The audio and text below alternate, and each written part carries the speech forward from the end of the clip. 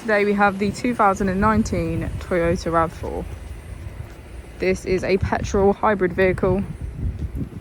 It has done just under 68,000 miles with an automatic transmission. To the left of our steering wheel, we have voice control as a feature, as well as automatic headlights. On the right, we have cruise control and automatic wipers.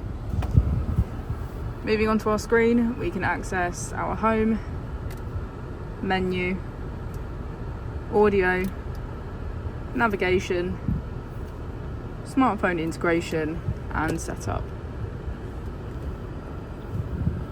If we put the vehicle into reverse, we can see that it comes with a 360 camera with parking sensors. Just below is our dual zone climate control with heated seats on either side.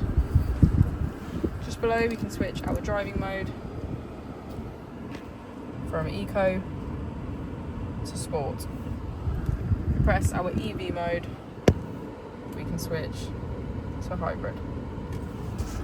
As we go into the back of the vehicle, you can see that we have a panoramic roof and all of our seats have a black leather trim.